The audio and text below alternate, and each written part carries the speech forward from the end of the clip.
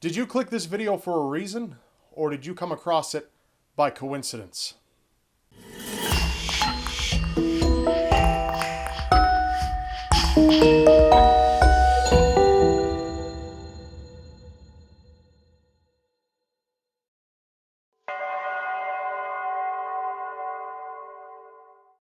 Joseph Aigner was a painter in 19th century Austria.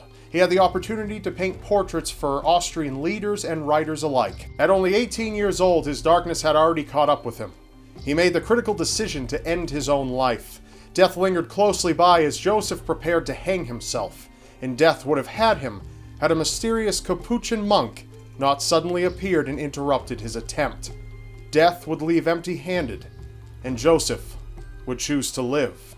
But death does not like to be tempted. 4 years later, despite the incredible circumstances when he was 18 years old, Joseph called death once more, as he prepared again to hang himself. And he would have succeeded, had it not been for the arrival of an all-too-familiar Capuchin monk. At this point, a rational person might believe their life is worth something, but the story doesn't end here. Joseph became the commander of the Academic Legion during the 1848 revolutions in Vienna. Apparently, painting and trying to kill himself got old after a while. But this ended when he was court-martialed for high treason and sentenced to death.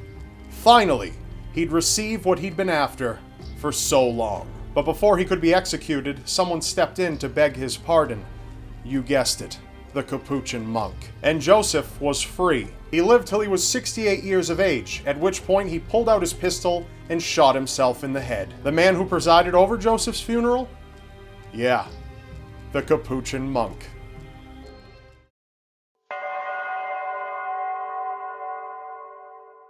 There are 6 million car accidents each year, and that's in the United States alone. Out of those 6 million, over 40,000 people will die, some of them members of the same family. As devastating as it is, one pair of brothers from Bermuda were able to cross the line from tragic to seriously strange. Erskine Lawrence Eben was only 17 when he died, the victim of a motor collision. He was riding his moped at the time when he was struck by a taxi and killed. Just the year prior, his brother Neville experienced a very similar accident.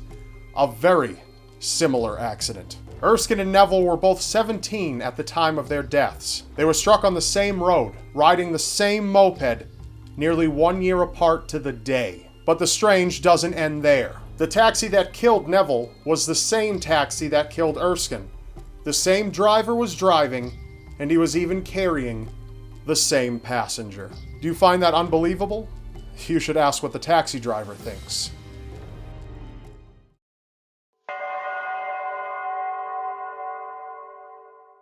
Sometimes revenge is patient, even if the one seeking it is not.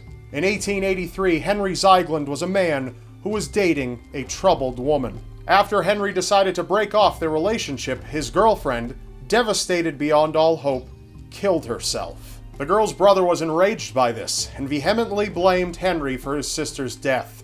He sought revenge. Gathering up his gun, he went to seek out Henry, and upon finding him, shot him. Knowing what fate awaited him for murder, the brother kept to family tradition and shot himself in the head. But unbeknownst to him, Henry was alive. Only grazed, the bullet had lodged itself in a tree behind Henry. It would be years later before Henry, for some foolish reason, decided to cut down that old tree. However, he experienced great difficulty in doing this. Perhaps Henry should have broken up with the tree, then maybe it would have cut itself. But being a man of little brain and much brawn, he decided to blow the tree up with dynamite. As expected, the dynamite decimated the tree, but with an unexpected and short-lived result. Within the explosion, the old bullet was blasted free and struck Henry in his head, killing him instantly.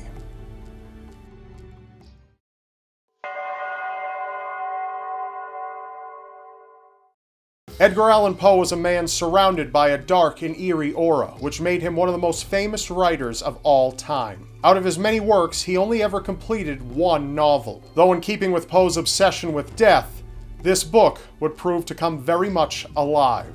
In the novel, the narrative of Arthur Gordon Pym of Nantucket, a whaling ship is capsized in a storm, leaving only 4 survivors, one of which was named Richard Parker. Richard suggested that the other 3 survivors draw lots in order to decide who would die in the event that the other men had to eat. Much to his dismay, Richard is the one selected to die, and is cannibalized by the 3 other men. The story is a gruesome situation that no one would ever want to find themselves in, but you'll come to find that some people have all the luck.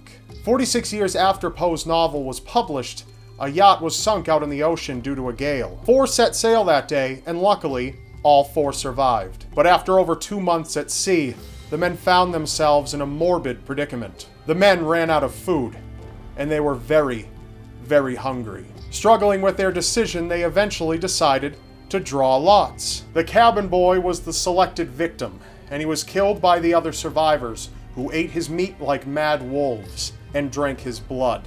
The cabin boy's name was Richard Parker.